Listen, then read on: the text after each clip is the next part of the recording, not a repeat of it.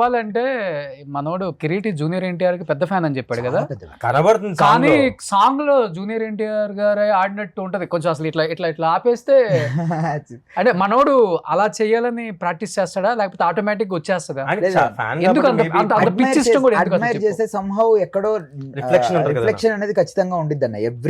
ఎవరి ఫ్యాన్ మీదైనా కానీ ఎవరి మీదైనా కానీ కొంచెం అట్లా మనం అడ్మైర్ చేసే కొద్దీ వాళ్ళ కొంచెం వాళ్ళ బాడీ లాంగ్వేజ్ అది మన మీద ఎక్స్పీరియన్స్ చెప్తాను. నేను చేసిన మౌంటేజ్ సాంగ్ లో ఒక చిన్న మూమెంట్ ఉంటుంది కిడ్డి సార్ తో. ఆ రోజు కూడా నేను ఎన్టీఆర్ సార్ అనే ఒక మాట నేను నోట్లో విన్నా. నేను కంపోజ్ చేస్తున్నా అంటే బేసిక్ గా నాకు కిడ్డి సార్ మూమెంట్ నాకు తెలియదు. వెళ్ళిన తర్వాత మూమెంట్ అని చెప్పి అన్నారు.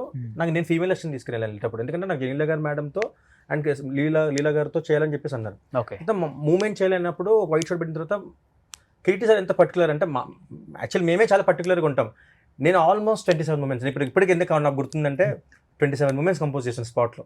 చిన్న మూమెంటే, సాంగ్ లేదు కానీ మూమెంట్ కంపోజ్ చేశారు. ఆయన కిరీటి సార్ ఎంత క్లియర్ గా చెప్తుంటే పేపర్లో మనం బుక్స్ లో చెప్తాం నెక్స్ట్ అని అలా తిప్పాడు. నాకు ఫస్ట్ ఎక్స్పీరియన్స్. ఎన్టీఆర్ గారు కూడా ఇంతే కదా,